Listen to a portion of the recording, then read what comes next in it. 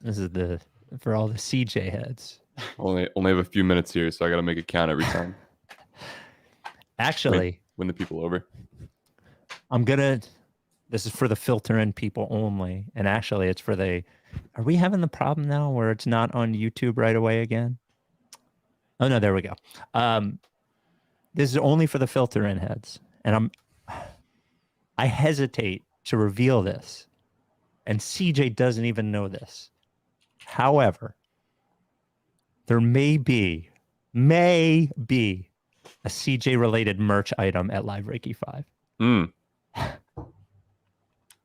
That is exciting. Again, I don't know what it is. Yep. So I have faith in whoever is making that. That is nice and not mean. No, it's not mean.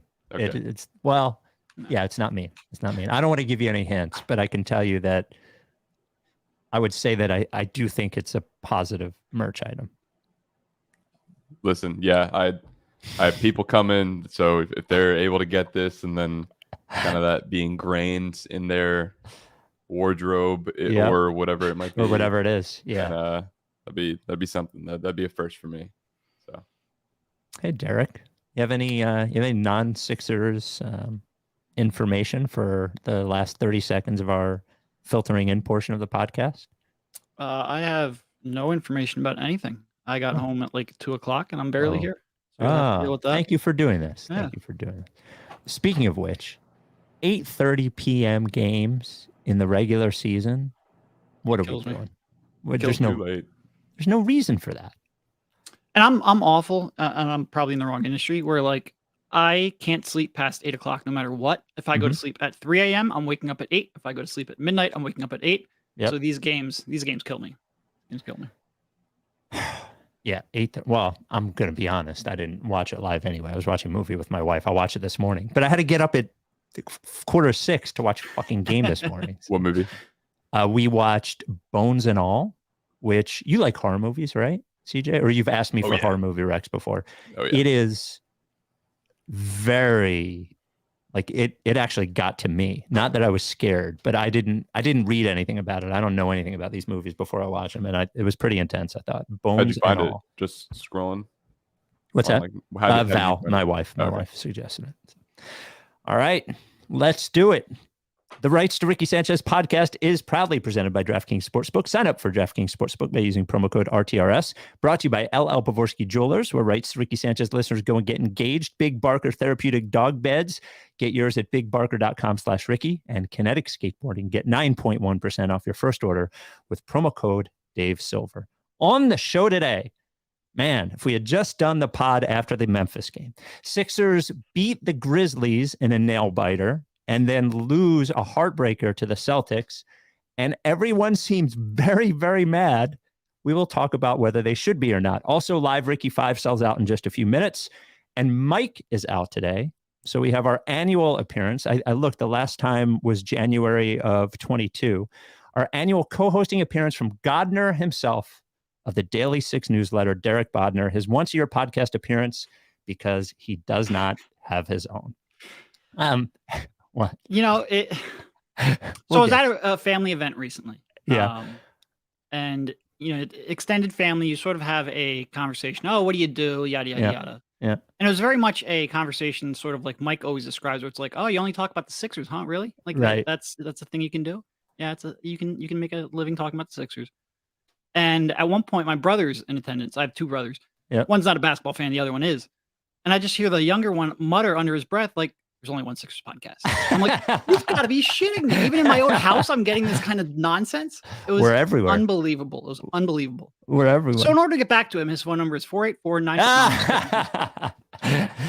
If you're watching on YouTube or Spotify, if you're watching on YouTube, remember to hit the subscribe button. It helps us out, and you get all of our stuff right there in your feed. So if you're watching on YouTube live or recorded, make sure you hit the subscribe button. And if you're watching on Spotify, make sure you follow us on Spotify so you get all of the podcasts in your feed. I did mention Kinetic Skateboarding.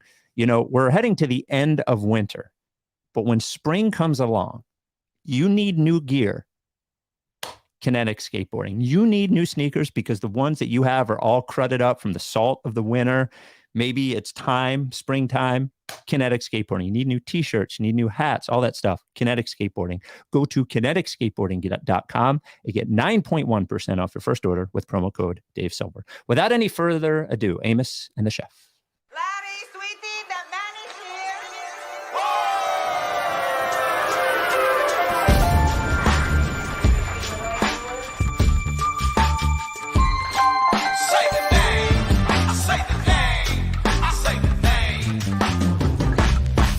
We were right, y'all. We were right. Even when it went wrong, we were right. We was right, y'all. We were right. So say the name. Say the name. We were right, y'all. We were right. Even when it went wrong, we were right. We were right, y'all. We were right. So say the name. Say the name. Say the name.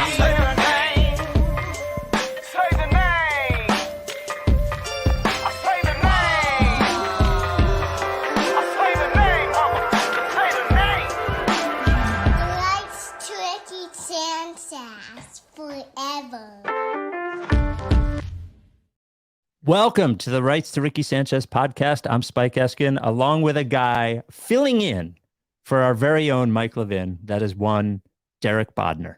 How are you, sir? I'm doing fantastic, Spike. Thanks for having me. Isn't it amazing that after all these years, we're still doing this? It is. It really is. And I've been thinking about this because Rich and I think, are coming up on our 10-year. And it's like, how have I spent 10 years talking to the same freaking guy about the same freaking team, and it seems like I'm more annoyed than I ever have been. And if that isn't the essence of being a Sixers fan, it is perpetual annoyance. It's funny. I think as we've evolved, this year is the year that Mike got more annoyed and less positive. And it is the year that also I became less angry at everything and more just sort of along for the ride. You had sort of like your serenity prayer moment. Yeah. Well, I also think there's a thing about being a contrarian, which is obviously my nature, but like, it doesn't always mean you're the person making people mad. Like sometimes it means that you are the steady force while the other part is rocky. So, before we get started, Derek's newsletter is the Daily Six, which is we mention on the podcast pretty regularly. I think even maybe even the last podcast with Maury, Mike brought it up. So dailysix.com is where you can subscribe. I am a subscriber. How much is it a month now? It is $5 a month, $39 a year. Good deal. Yeah. I think there's probably still a link out there. If you go to dailysix.com/RTRS, I think it might be like 20% off. It might be RTRS 20. Should probably have looked that up before I came on here. But there's definitely something where I activated last year to come on this podcast, and I think I never deactivated it. So I'm pretty sure there's a discount somewhere. If you just guess the URL a couple times, you'll get there. It is great. You don't have to search out any news; just comes right into your email box. It's just right there. It's less work, which is what I enjoy. So, all right. So I mentioned in the filter in that I did not watch the game, the Celtics game. We're going to talk about the Celtics game, talk about the Grizzlies game, some other stuff.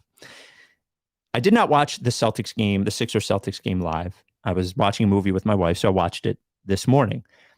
And there is this weird thing that happens that when you watch a game without being online, it can sometimes provide an entirely different experience than when you are online watching everybody else's reaction. And I watched the game this morning, and while I knew they lost before I watched it anyway, while obviously like they lost to the Celtics again and it sucks, I walked away from it being like feeling pretty decent. And I looked at the reaction, and the reaction was like, fired Doc, fired Daryl, like this is why they'll never be able to compete.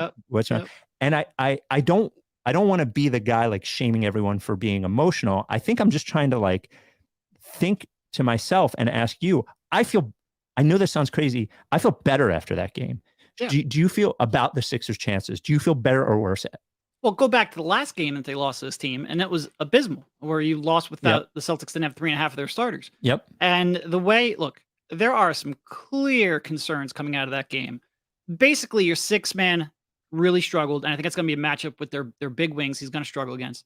Your seventh man in George is pretty much unplayable. That's a mild concern, especially when you don't really have a bench. Don't know what you're going to do at the center outside of PJ Tucker minutes. Yada, yada, yada.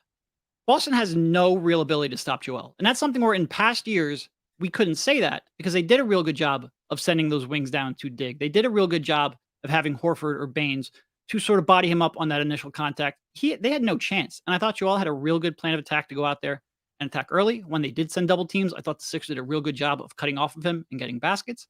And Boston comes away from that game, I think, probably going, all right, like we're clearly a good team. They're clearly going to be the favorites if they meet in the playoffs. But they come out of that game with some concerns too. And I think, look, losing is frustrating. And people are, why are you yelling at me for reacting because we lost to the Celtics? Here's the thing. I think over the last 4 or 5 years, they're like 9-9 against the Celtics, which means nothing because regular season means nothing. So why are we overreacting to a regular season loss? Like if Al Horford goes out there and misses 2 of those threes, are we all of a sudden, does that change the equation of whether they can compete in play? No. So like, calm down. Well, and again, I don't want to, my intent here is not to say that people shouldn't be emotional after the game. I think my intention is that my emotion is not negative after that game. Right. Is that like, it's negative in that it sucks they lost on a buzzer beater, but like Jason Tatum's good. And by the way, I saw some questioning about whether Melton should have picked him up at half court and yada, yada. He's Jason Tatum. He's like 6'10". He can get that shot whenever he wants. Right. There's no person, if he's going to make that shot, there's no person who can prevent him from making it. I don't think. That's a 20% shot that just happened to go in. It was well defended. It was well executed. He made a shot. All right. And it's part of why it's great to have a player like that on your team, right? I mean, that's part of the I think part of what has prevented the Sixers in past years from succeeding in the playoffs is a lot of things, but one of them being just a guy at the end of the game that can get his own shot and hit it. And Jason Tatum had a bad game, but hit that shot. So the one thing you mentioned about, so Embiid had an awesome game. Yep. And of all the positives to take from the game, and I think there are a few, to me, it is the biggest one, not specifically because he followed up what I think was one of the more heartening Joel Embiid games, the Memphis game, because his offense was bad. I mean, this has been talked to death, but his offense was bad, and he still found a way to grind through it and make differences otherwise, which is not something that we've seen Embiid do historically. But this game, like Horford was a guy, and there are a few of them in the league, that historically, when they're guarding Embiid just can't figure it out. And I don't think it's been physical. It's been mental. He hasn't taken the time to say, how am I doing this? How am I using my physical advantages to my bet? How am I using my skill advantages? And the biggest thing I took from this is that does not seem to be the case anymore with Horford, whether it's because Horford has declined slightly or Joel Embiid has gotten better or maybe both things. But I thought Embiid's performance against that defense and that player was particularly notable. Yeah. No, I mean, Horford really hasn't shut Joel down since the 2019-20 season, which was a minor problem because they were teammates. But I think Embiid has played much better against him over the last couple of games. But I think last night you saw that. And then the two other good things, and then I don't want to be like Mr. Positive guy after they lost the fucking Celtics again, but PJ Tucker, I've been on maybe it's the contrarian in me, but I always tend to like this kind of player.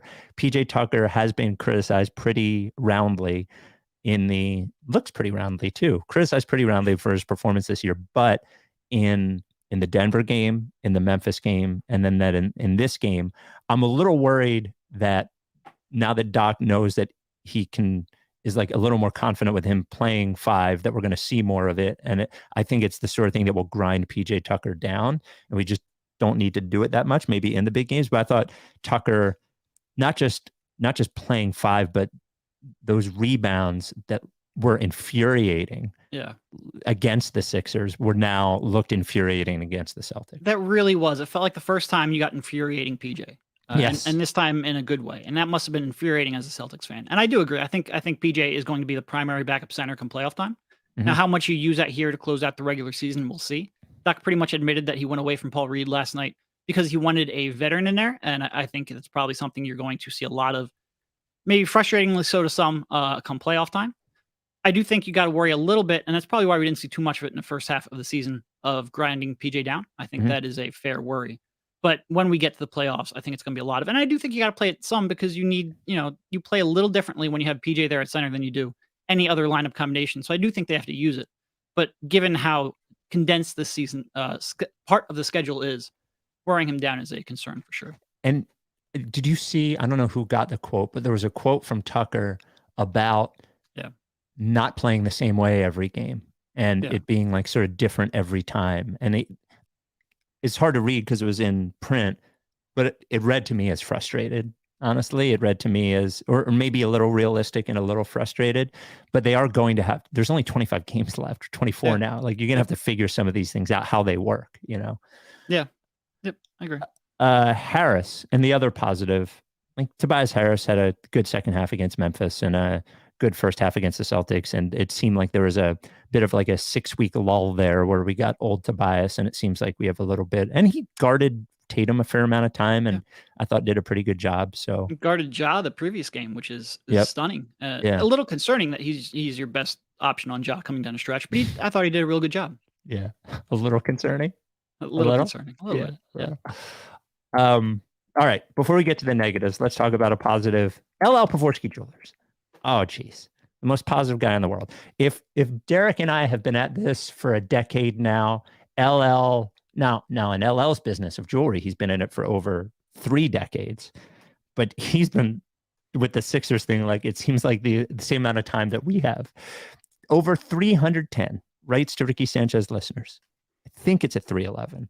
LL, I'm sure you're watching live. Just text me what the number is. Rights to Ricky Sanchez listeners have gone to LL for engagement rings, and everyone who listens to the pod knows the rule. The rule is if you're getting married, you have to go to LL. We even got an email this week. The email came from Tommy. Hey, Spike, Mike, and CJ, had another great LL experience and wanted to share it as a customer testimonial of sorts. I got my fiance's engagement ring from LL, number 254.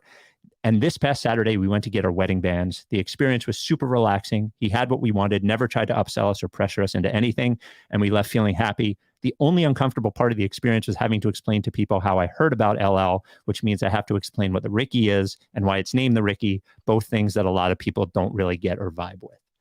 I get it. Thanks and love the pod.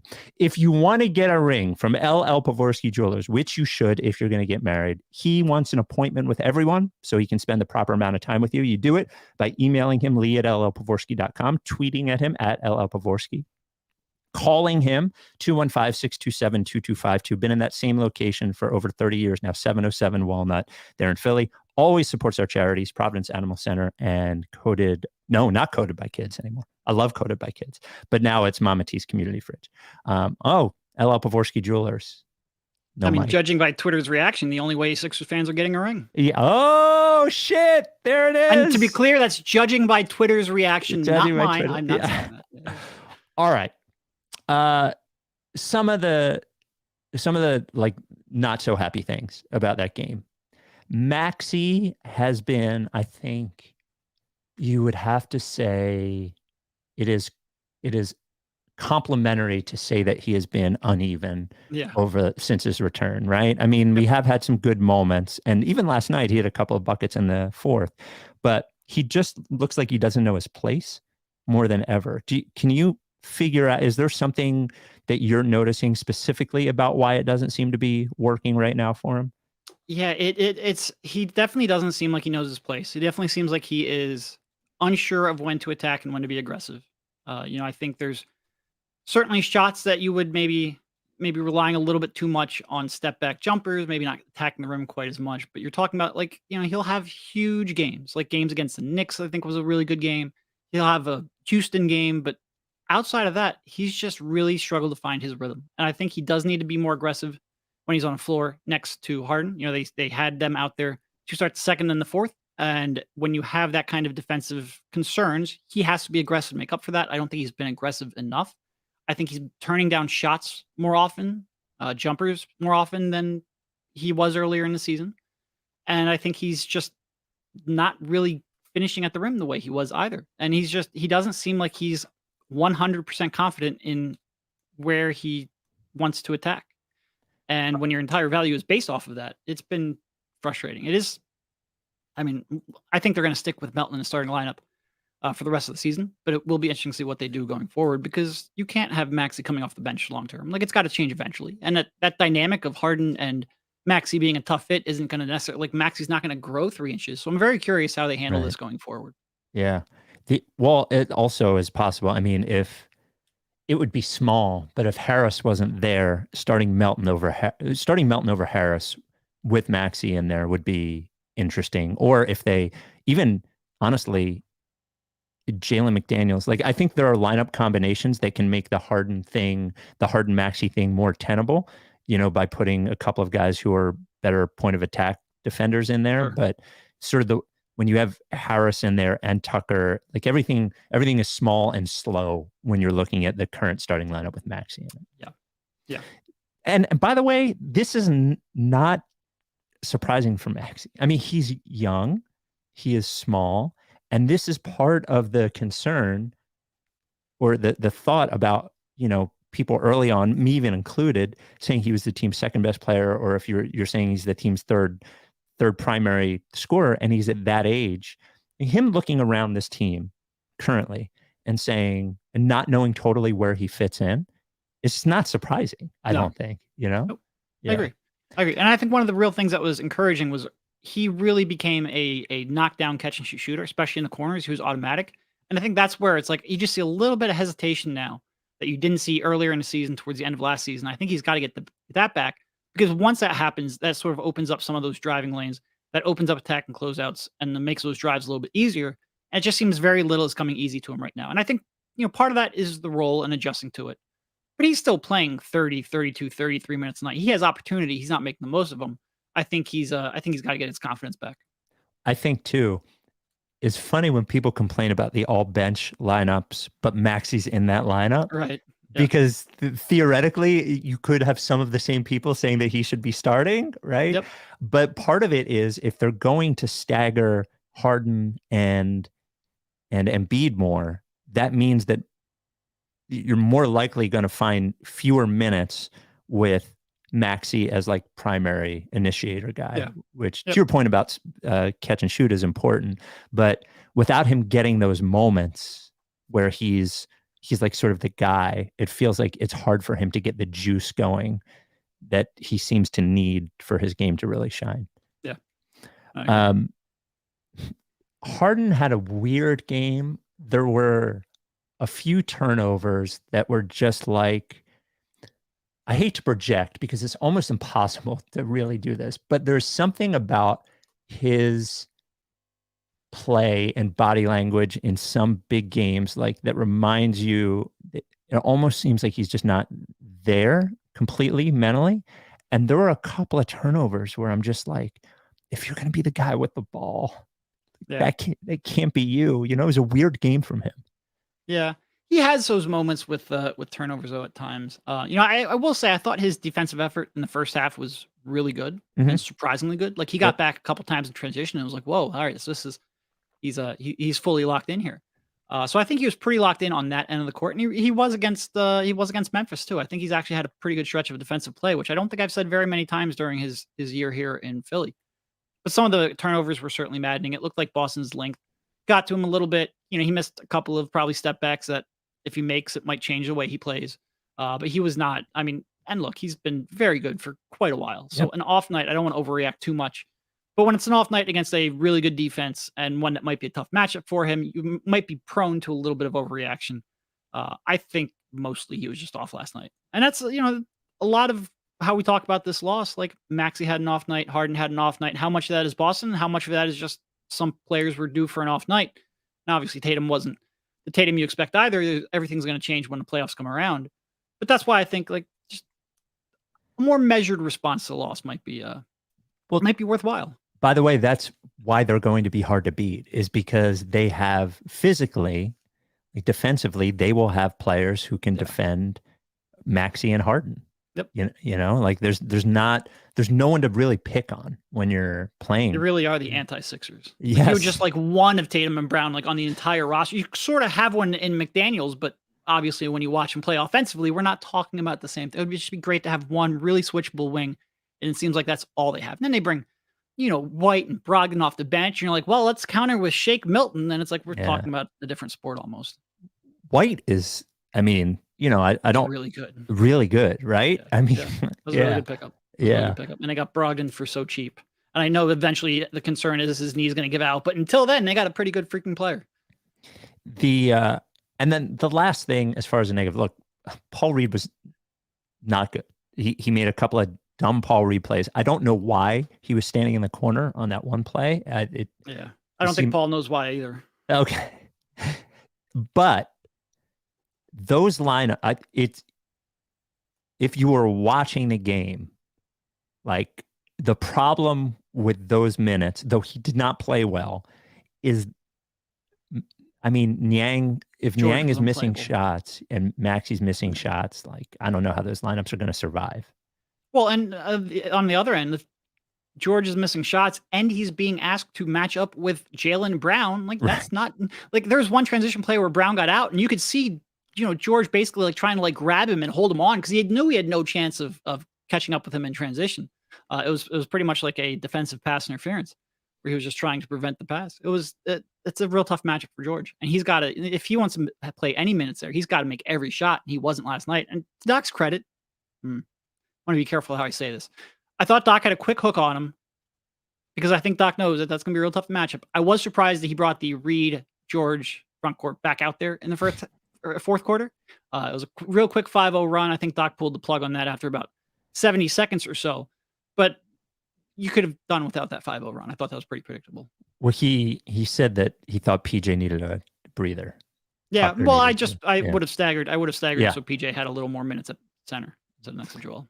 That Mike and I have been arguing about Niang in the playoffs for like the entire time he's been here. In real playoff series, I don't know how he's going to survive. We've seen players picked on in the playoffs before, but he's going to be. And really, you're talking about Boston, you're talking about Milwaukee, and you're talking about Phoenix if you get there. Like, pretty much any other matchup, I think he can play a role. Sure. But again, it seems like Boston's going to be real tough, which is a struggle because you really rely on George and his spacing and his gravity, and that might go away. So we do have a voicemail line, and people left a lot of messages after the game last night, 833 lick face, but some of them were positive. So I just wanted, before we leave this game, and whether it was positive or negative, I want to show what the mad people sounded like and what the positive people sounded like. So the mad people, I would say, is first. Hey guys, fucking Doc. The game in Boston, Blake Griffin wide open 4 fucking threes. Here. We know Horford's going to make every fucking open three again. You give him 4 in a row. That's the fucking game. I feel so fucking bad for Embiid, man. He played his ass off, did everything he needed to do to win. On offense, at least, and he was, made his foul shots at the end, scored everything. Harden was good. Here's the fucking problem: we have 6 guys that are playoff players on this team. Like Niang can't play in the playoffs. We know that. Even if he's making a 3 here and there, he can't be on the fucking court and he didn't hit threes. Like Maxi's fucking lost. Tobias and Tucker really good first half. Jack diddly squat in the second half. Like nothing. Like I saw Embiid walking off the court after that 3 got, the full court shot got waved off and his head's all down. He's like, what more can I fucking do? When you trade for Harden, that's an all-in trade. And I understand that, they don't want to be a repeat taxpayer, like the 3rd time or whatever, and so they can spend more next year. They're basically saying, we're not good enough this year. You're throwing in the towel for 2023. We're not good enough to beat Boston. We could beat Milwaukee if everything goes right, maybe beat them in 7 games. They're not quite the team they were 2 years ago, but Boston, we're not good enough. We have no bench. Maxi's a 6th man. He's good usually. Jalen McDaniels is okay, and that's it. Like, that's not good enough. Like, Daryl, that's not good enough. We have a 2029 pick. You have to use it now. I don't know what was out there, but when you trade for Harden, it's like now is the time, and you're pushing it back a year. Another year older Harden, another year older Embiid. We know we're not good enough to win it this year. Fucking suck. So that was one side of the coin. The other side of the coin was more positive. Hey, Mike. This is Nate calling from Canada. I think today's game is just proof that the Sixers are contenders. They are legitimate contenders. I'm calling at halftime. It's 56-50. the Celtics could come back and very well win this game, but I think this game is just proof that we can hang with anybody in a 7-game series. We can do it. Now, it is notable he left that message at halftime. Yeah.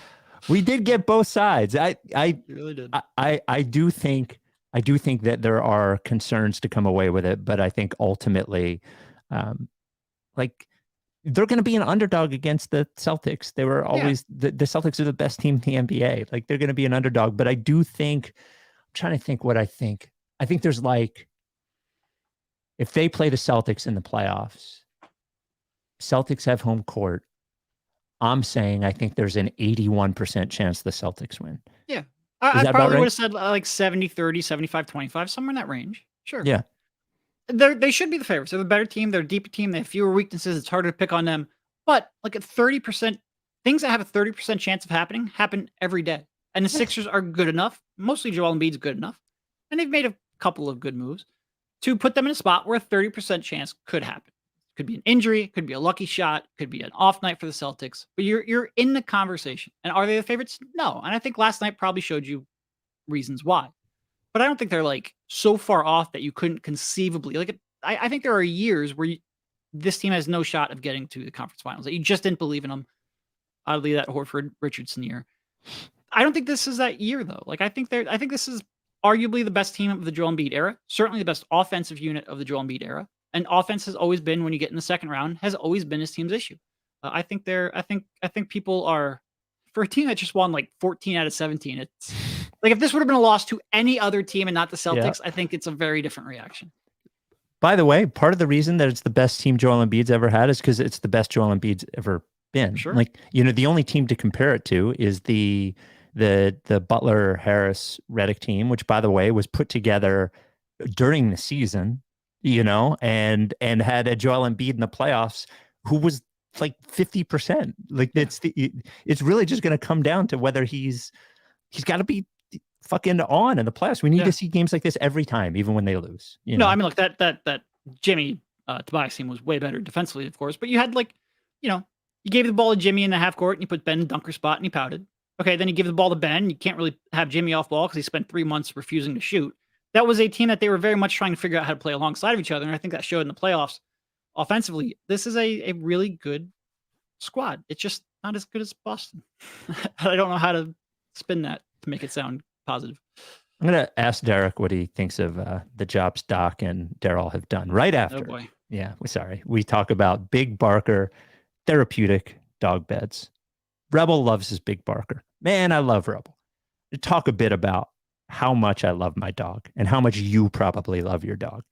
Just when you've had a bad day and no one seems to like you, which happens maybe more often to me than other people, you get home, your dog is happy to see you every time. Unconditional love. So your job is to give that dog its best life and keep that dog healthy. That's your only fucking job.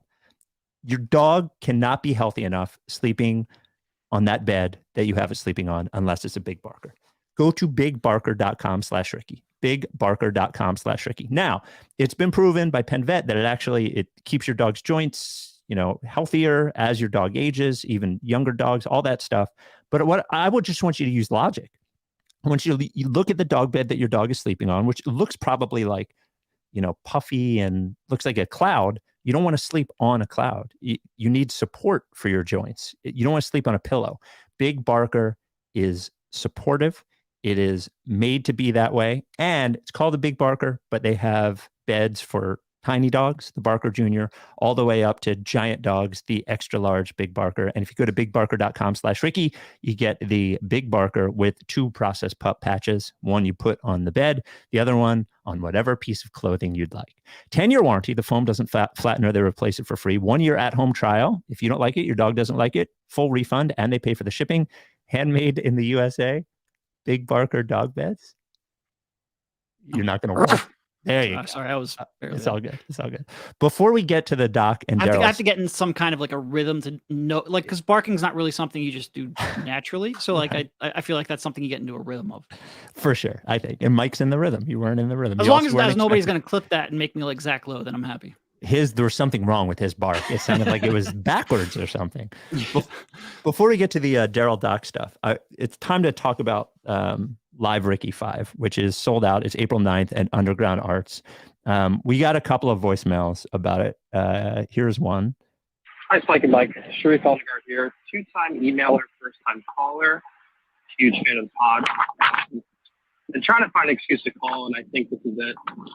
This morning, at about 10 a.m., with 1 second on the clock, my heart was broken. My close friends, Eric, Josh, and myself, had this dream to be present together for Live Ricky back in 2020. We were ticket holders, and unfortunately, we couldn't make it because of COVID. As soon as we saw Live Ricky 5 was back, we had a dream to be back there. Starting our Sunday afternoon at Buffalo Billiards, watching the Sixers game with a stateside vodka or 4, then making our way to Underground Arts with a John's roast pork cheesesteak, sauteed onions, and provolone cheese. Chanting out the mud for B-Ball Paul, seeing CJ in real life and how tall he actually is, admiring Mike's witness and charm, and taking in Spike's golden locks and one-time-a-month shampooed hair under the lights. These dreams have all been sent down the drain as we were unsuccessful buying tickets this morning. I'm calling here as a vulnerable 30-year-old man, standing outside in the cold, down on my hands and knees, down bad. If anyone happens to not be able to go to this event, we would love 2 tickets and would happily reimburse those. So Josh, Eric, and I can finally make it to Live Ricky 5. COVID stopped us first. The internet stopped us second, but we refused to back down. And then we got a more upset one. Yo, dickheads! This is bullshit. 10:00 in 1 second, and I don't get my fucking ticket. Fuck! So there we go. We were told it was by Rich over at Underground Arts. It was the fastest sellout they've ever had at Underground Arts. I'm never happy with anything. And Rich called me. He was like, "Hey, psyched, you guys sold out." I'm like, "Nah, I'm actually mad that there's people that are upset that they can't go." Truthfully, I couldn't handle the mental stress of doing Franklin Music Hall and having that many tickets to sell and that sort of a show to produce. So we did it this way. I promise for everyone who is there, we will make it totally worth it. For everyone who isn't able to go, I apologize, and we will find a way to, I'm sure we'll fucking do it again because I can't stop myself. But I just want to say thank you to everybody who bought tickets. I can't believe it sold out so quick. It's fucking crazy. So we did get a message from Glenn Robinson III, who is not able to go. CJ? It's Glenn Robinson III, former Sixers player. I won't be at Live Ricky 5, the Victory Tour, but B-Ball Paul will. And Daryl, I need you to play Paul for real. But the Ricky is the only Sixers pod. We appreciate what y'all doing. Y'all keep it going. Obviously, he won't be able to make it there because he and Alec Burks are still on their way to Philadelphia. Unbelievable. I'm really psyched for the show. Easter night, and B-Ball Paul will be there, of course. And we have other things to announce coming up very soon when Mike gets back. So thank you again to everyone who went. I don't have any extra tickets. I'm sorry. It's a small room. It's seated, all that kind of stuff. So I said, I haven't had like your take on Doc and Daryl. First of all, Daryl. So he was on the pod last time. They have a similarity in that every time the Sixers win, you don't hear their names. And every time the Sixers lose, you hear Doc and Daryl's names that they haven't done enough.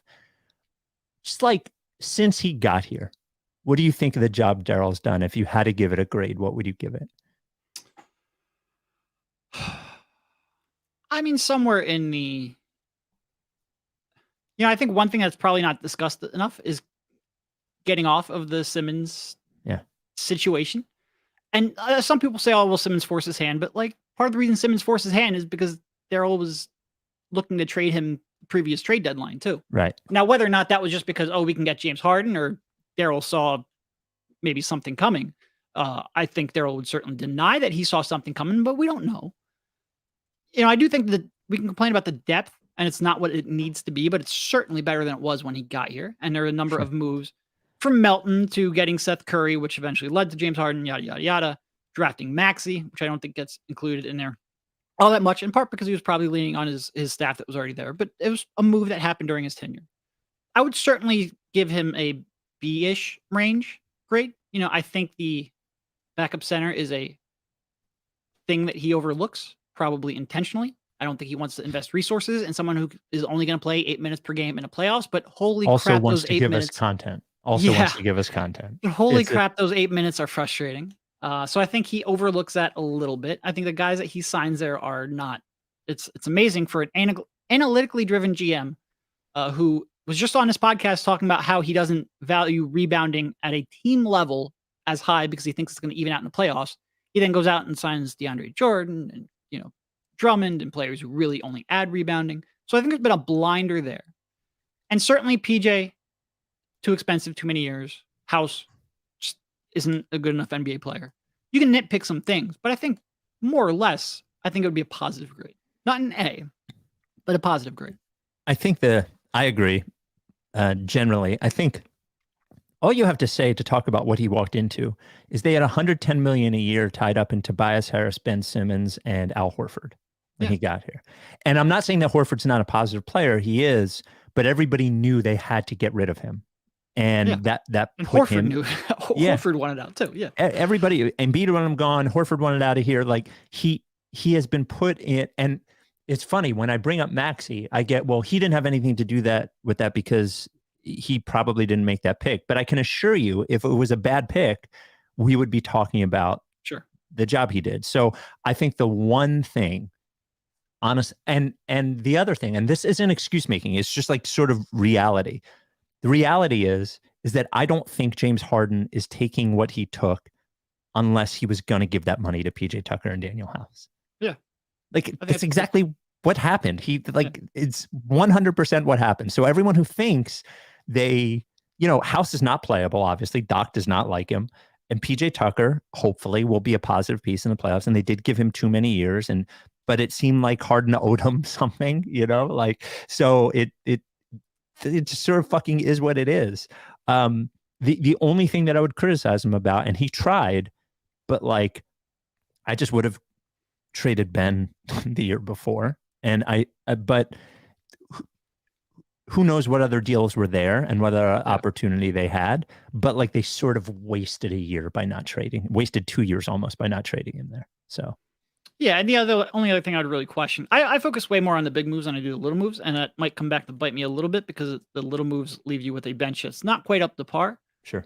But, the only other thing you would question is Halliburton, whether they should have pursued him a little more aggressively. Mm-hmm. But with the way Harden's playing, it's hard to say that he doesn't raise their championship equity this year, maybe next year, in a very significant way, and that it was he's playing a lot better. He's playing a lot better. He's gotten better as the season's gone on, by the way, Harden. Yeah. Some of the defenders he's dusted recently, even last night, he had a couple off the dribble. One of them where looked like he was a little too open at the rim. But he's dusted, whether it's Claxton or Mobley, or he's had some really good moments lately. And by the way, of course, I will I haven't brought it up lately because I don't want to say it every time. If he fucks up in the playoffs again, that will suck. But judging him for what he's doing now, it would be unfair to say that Harden has played anything but good. And by the way, the guy they traded him for is not even in the rotation for the Nets. He's voluntarily not playing. So, it's fucking crazy. What about great though? I don't even have to talk about that. I'm so happy. I love talking about it. I love talking no, I've had my fill. I haven't. I work with two of the biggest Nets fans in the world, and because they're just going through it now. And obviously their entire Ben Simmons experience went so much faster than ours did. They went through every emotion just much quicker. I could talk about it forever. I'm fascinated by it. I really could. And then Doc, it's really hard to parse, I think. Oh, go ahead. No, go ahead. It's just hard to parse because we don't know how much. It's sort of like Charlie Manuel. I'm not saying Doc is Charlie Manuel, but you would say that Charlie Manuel's value was in clubhouse management and everybody wanted to play and blah, blah, blah, blah. Now, I don't look at the Sixers and go, wow, they're all fucking gamers all the time. But I do know that it is a complicated locker room as far as egos go and personalities go, with Harden and Embiid specifically as the leaders, neither one of them leader like on the court or off the court mentality. So I do think there are some things that we don't know. So I think generally he gets graded a little unfairly because he doesn't get any credit when things go right. So sure, that's sort of my Doc thing. Where are you? Would you ask Pop that question? Sorry, when you buy a soundboard, you have to use it every now and then. And that is one that stays dueling on the soundboard. soundboards. CJ, don't let Mike know that that's possible, please. Look, I think I think you're right. I think when Doc does something well, nobody wants to give him credit because it's a talent winning. Yeah. And when you weather what the Sixers did injury wise, like earlier in the year, you have to get some credit. Do I really care all that much though? No, like I don't. If you're going through college and you're talking about like each exam and what percentage of the grade that's going to be, Doc hasn't earned even 25% of his grade yet. Like 75% of Doc's grade is the playoffs. And do I have my concerns? Absolutely. And a lot of that you could see last night with the slow to adjust and some of the, not staggering PJ like we talked about earlier. So you didn't have Reed and Yang as your front court. I have those concerns in a big way.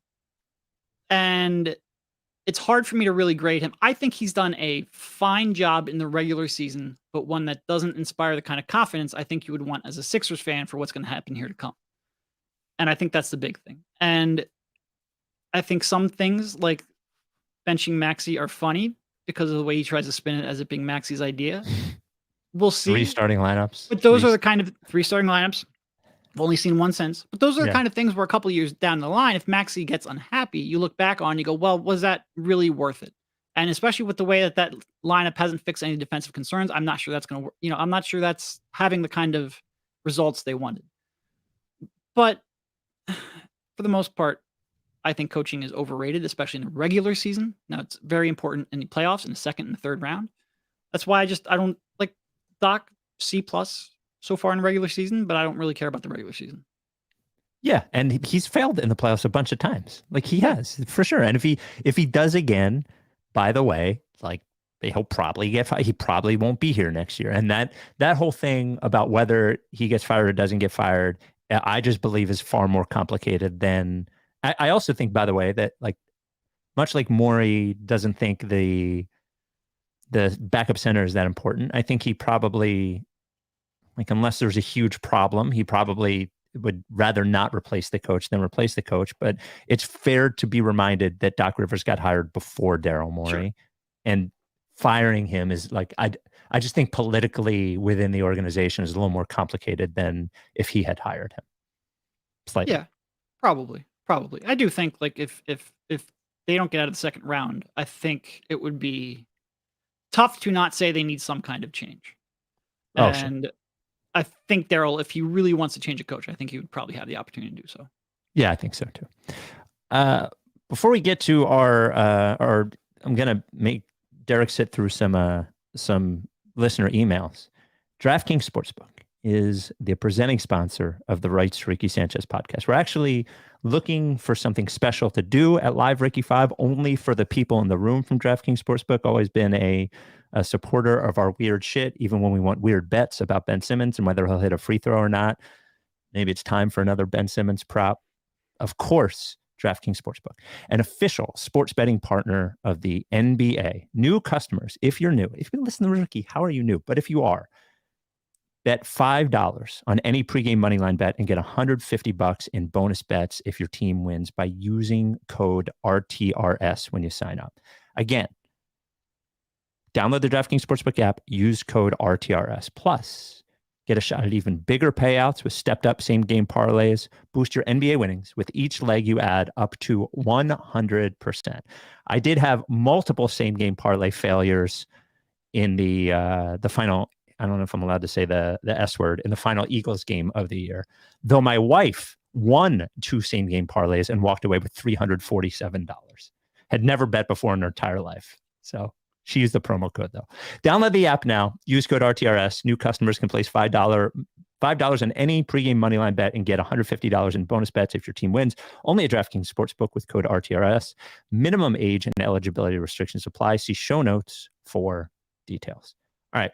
What do we got? That S-word thing is something you really don't know about until you get in the industry too.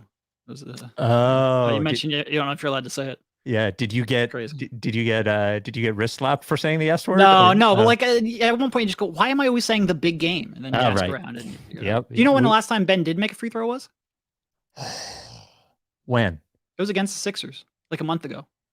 That was the last time he made it. And before that, by the way, he had gone about 5 weeks without making a free throw. It's been a while. It's fucking crazy, isn't it? Yeah. Crazy.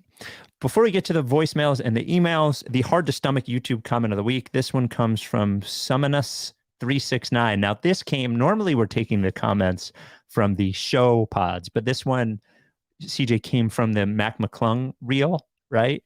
So Mike and I were debating whether Mac McClung should get a shot with the Sixers. Of course, Mike, just a fucking killjoy for no reason whatsoever, saying that Mac McClung swerved off the road. I couldn't believe it. A young player who's gives a lot of effort and is athletic, and Mike's like, nah. I think Mike has ulterior motives, but like the Mac McClung hive came out of the woodwork and left this comment. You have all caps, no clue what you're talking about, bro. Sorry. You say you watched him at Georgetown and Texas Tech 3+ years ago. What about G League Rookie of the Year for someone not drafted? What about 44-point game, 40-point game, 35-point game, 32-point game after game, G League, as well as triple doubles? Look at his 3-point percentage this year. You need to do research before you blab away like you just did, because so many of you live in your little social media bubbles like Trumpy did and just regurgitate the same old BS. Watch the new NBA 1-hour video of Mac and tell me he can't play. You are nuts. And like so many of you are wrong. Namaste. Well, after that, I have no opinion on Mac McClung. Yeah. I'm not stirring that. This comes from Mark. Rights to Ricky Sanchez at gmail.com. Rights to Ricky Sanchez at gmail.com. Is it possible Embiid hates Al Horford more than he hates Ben Simmons? What do you think? Where would you rank them? It seems like George Niang hates Ben Simmons the most. Which is funny because they never played together. They practiced together maybe once. Yeah. No, I would say there's more. I'm not going to use the word hate because you never know what people truly feel. I would say there's more animosity towards Ben just because it had more of an impact. Like Al was a 1-year thing. Yeah. There's a lot. Like if Ben works out, like we're having a very different conversation. There's a lot of opportunity lost with that one. The Horford thing is funny because when you think back to it, and we all talked ourselves into it, you're like, if you're Embiid, their big free agent signing was a guy that plays the same position. Yep. He's fucking crazy. Yep. Right? Yep. When you think about it? And really, when you talk about Daryl and he doesn't want to invest anything more than minimum contract on a backup center, and they invested $109 million. Yep. And by the way, they were pretty good when Joel was off the floor that year. It's the 1 year they were pretty. It's just you can't spend $109 million on that. No. Yeah. Non-basketball question. What kind of mental health resources does the Ricky provide its employees? In the past month or so, Mike has said he would kill a 12-year-old, promised to set himself on fire, and threatened to fight Daryl Morey. There were a lot of threats in that last podcast. There were. Which is funny because I feel like you guys are pretty welcoming to guests. Mike was on a mission in the last podcast. Yeah. Good on him. Good on him. Maybe a few fewer threats, but good on him. I give Daryl a lot of credit for coming on the podcast, knowing what Mike is going. The real question is whether he comes on again, because that was the roughest Mike has ever been on him.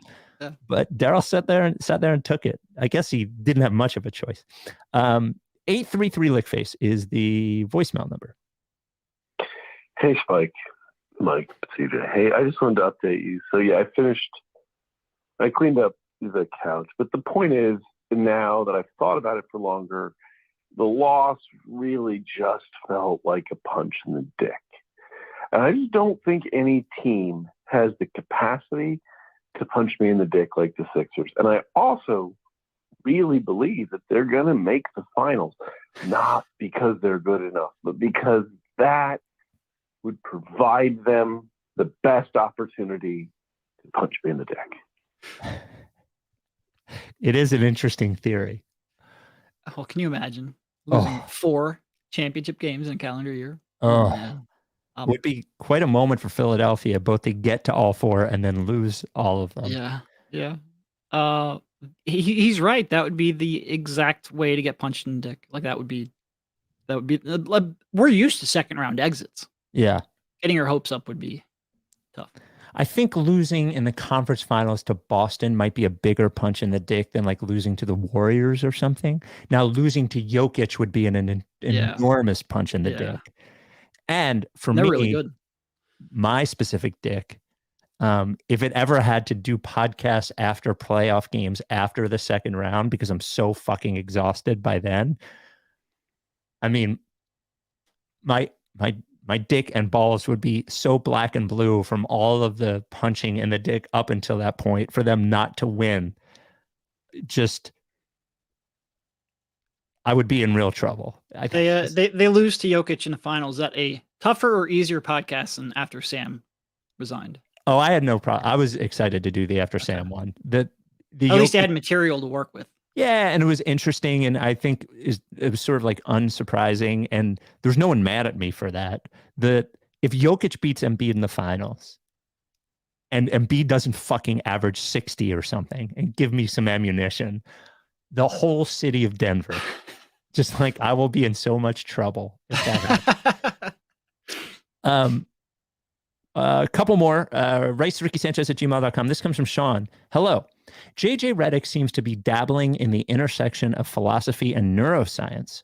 Would love to hear Spike's perspective on the attached tweet, in which JJ Redick says, bring it up here. Does nostalgia lead to delusion? Does our own personal experience and viewpoint lead to delusional? What if our eyes, presented with very clear evidence, lie to us? Some things to consider. I don't know. JJ seemed like he was going through it after everybody was mad at him for arguing with Chris Russo about the three-point shooter, and then Dominique Wilkins said he didn't know what the fuck he was doing, and I think that was sort of like a weird subtweet. I can't tell. I've looked at JJ's Twitter, and he's like arguing with people who disagree with him. And I can't tell if that makes me feel more at one with JJ or if it is like his like performative narcissism that is like refusing to believe that anyone could possibly disagree with him. I can't tell. Look, I have nothing bad to say about former guest of the podcast, JJ Redick. Right. What a moment. What a moment that he helped me troll you in the best way possible. So I have nothing negative to say about JJ. You did. If you always say you get the Ricky 1 year. Well, if JJ helped me troll you, then he gets the lifetime. Right. For sure. That's fair. I remember. But it set me off on like a fucking mission after that during the what's it called? During the pandemic to get every fucking guest I could. Oh no, you guys do a great job getting guests. Yeah. And that's one thing that we don't even pursue all that much because like when we interview someone, it's coming from a different place when you cover them. Yeah. Whereas, which again, I give you credit for because the last one with Daryl wasn't, there's a very different tone. But I think you guys do like when you guys were getting presidential candidates, like what the fuck is going on? Yeah, they were bored. They couldn't leave their homes. One more voicemail, one more email. 833 Lickface. Hey, Spike and Mike.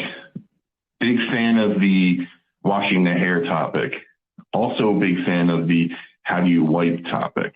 Now I think we should combine the two and find out how often do you wipe. I'd like to talk more about you go buy some anti-itch cream. Can't wait to hear you guys talk about this on the pod. Daryl, I think, thought we were picking on him when I asked him how much he washes his hair. Well, because if you hadn't listened to the podcast beforehand, like whenever you ask someone like, hey, do you actually wash your hair? That's not really a positive lead in, That's because of Big Shampoo. Big Shampoo has you believing that if you don't wash your hair, it's disgusting and it's full of oil. It's supposed to be full of oil. If you go on my Twitter right now, there's a YouTube thing. What are we supposed to do? We're supposed to use the shampoo to wash out the oil and then put conditioner in your hair that puts oil back in. The fuck is going on? I'm pro Daryl. How often do you wash your hair? I just do it out of habit. It's every time. Every day. Let's be honest. Like my concern with my hair isn't the quality of my hair; it's the quantity. So like, just wash the fucking thing. Shouldn't do it. You're probably right. I've just never really thought about it until you make me question my existence more than any podcast, which is just strange. You a Q-tip guy? No, I did learn that one a while ago. Okay, all right. Yeah, Kevin O'Connor also not a Q-tip guy. He's just like a noted non-Q-tip guy. And final email I thought this was interesting, and I thought you would be a good person to answer it. How often do you clean your privates? No. This comes from rightsrickysanchez@gmail.com. This comes from Blade Shield. The Nets just extended Jacques Vaughn through the 26-27 season instead of exercising the team option for next year. This is coming off the heels of benching Ben Simmons, who they traded Harden for and signed to a huge contract. Either Vaughn has some huge balls or he has the support from ownership. I wonder over the years how much support Brett Brown and Doc have had when it came to playing Ben and playing time. I remember Elton Brand told you guys before he took the job, he was asked the question about deciding between two players during the interview. He didn't say which player he chose, but it was obviously between Ben and Joel. And I wonder how much the ownership was all in on Ben or all out on Joel. Maybe it was in part because of how much support Joel showed Hinkie. One thing is for sure, Brian Colangelo definitely preferred Ben over Joel. My question to you is, do you think Brett Brown and Doc have had as much support when it comes to Ben as Vaughn does from ownership? And do you think it was more being all in on Ben or being out on Joel? So first, I think that guy, the Joel Ben conclusion he came to, I think was wrong. I don't think that's what Elton was referring to. Oh, really? Yeah. So that was a question, if anyone wants to go back, that was when he was on Live Ricky 3. And that was the year Jimmy, that was a Jimmy sign and trade year. Yeah. Yep. I mean, I think that was Jimmy Ben. Yeah. For sure. Yep. And by the way, oh boy. Well, but by the way, like in retrospect, we've talked about this on the pod. In retrospect, would you have rather kept Jimmy than Ben? Like, yes. But at the time, that would have been... It would have taken some serious foresight and some serious guts. Like nobody trades 23-year-old all-stars in the second or third year of their rookie scale contracts. Like that just doesn't, and it can be the right move. We saw it with, now obviously much lesser version, but Hinkie with MCW, where you trade him at the peak value. But that would have been a really gutsy call to make. Really like career defining screw up if you miss it. And it's fair to note that while Jacques Vaughn obviously has the support to bench Ben, it's a very different situation than when. For sure. So I guess the question is how much leeway do you think Doc and Brett had in their handling of Ben Simmons? I mean, I think if you bench Ben, certainly during Brett's tenure, you have to be ready for him to go nuclear. And maybe not force his way out right away, but I think you have to acknowledge that as a possibility. And I think, especially when you talk about his representation and how they sort of go about doing their business.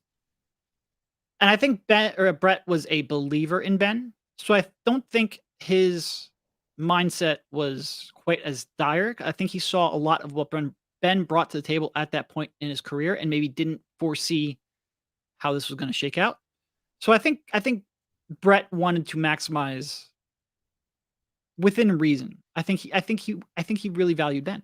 I don't think it was necessarily about leeway, because at least not organizational leeway. Maybe a little bit in terms of how Ben would react to it. I think it was a combination of getting the most out of Ben and gauging how Ben would react to something like that. And let's be honest, there's such a confidence issue, such an anxiety over shooting. I don't know if benching Ben would have had him overcome that anxiety issue. Like, I don't think that necessarily changes the equation anyway, if I'm being completely honest. Well, because I'm a KOC truther. I think I think you have to go back and have him shoot with the right hand at 5 years old. I think that's the genesis of a lot of this problem. Well, and Brett eventually lost it when he was saying that publicly that he should shoot. And if Ben has proven anything, it's not just a confidence issue, but if you say he should do one thing, he's like less likely to do it. Yep. And by the way, and this isn't like defending Brett, because I obviously can't stand Ben Simmons, and I think was out on him very early in the life cycle of the Sixers. But him being high on Ben Simmons is not like rare or controversial. A lot of people were high on Ben Simmons. And the same thing with Doc. Like, Doc's completely lies to us all year about Ben and how we should cherish him, and he slips up once and Ben goes nuclear about it. Yeah. Like, again, I don't think it's necessarily organizational flexibility as much as it was like you're dealing with a guy who could combust a little bit. I think it was much more that. And the other thing that and is I not like the reason that Vaughn can do it now is just because it's first of all your team expectations are so much lower, and Ben's fallen so much. Like, yeah. we can talk all we want about, oh, we saw this. I don't think anybody saw this coming with Ben. Like, he is so much worse of a player, and he's so much less confident. And he attacks so much less. He's not the same person he was 3 years ago. It's not even close. The other thing is that you can't ignore is that like Ben being represented by like a major agency in Clutch is not nothing. And if you like, everything affects everything else.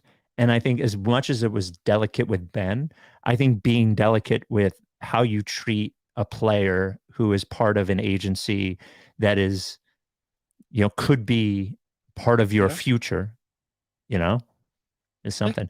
Also notable, Joel still doesn't have an agent, right? He left CAA. I don't think No, he worked with Jimmy's agent for his last contract, but it was sort of like a one-time sort of thing. Right. He does not have an agency. Yeah.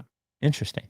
Very interesting. Because James does for the first time since 2017, but yes, Joel doesn't. Notable.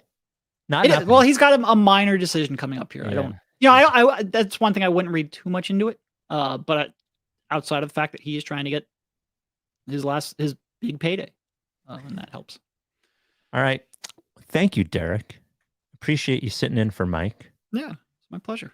I would like to say I'm sorry to there's so many Celtics fans that listen after Sixers lose to the Celtics. See a Mike meltdown? Yeah. And like between you and me, who had sort of the same view on the game, they just didn't get what they wanted. And I'm sorry for that. Like, I know we're reliable in a certain way, and I apologize for that to all the Celtics fans. Spike ending the podcast by apologizing to Celtics fans. Yep. You can sign up for Derek's newsletter and find out any other Sixers related things he might be doing is it The Daily Six or Daily? No, daily6.com/RTRS20. Yep. Is CJ put that in the chat as well. We'll put that in the link. I appreciate you, man. Are we going to be here in 2033 doing the same thing? What else are we going to be doing, Spike? What else do we have in our lives? Well, you don't have to say the thing. I'll bring CJ on. So, I mean, unless you want to say the thing at the end of the thing. Yeah, lick face. That's fine. I'm fine with a little lick face. There it is. That's it. CJ and the pod.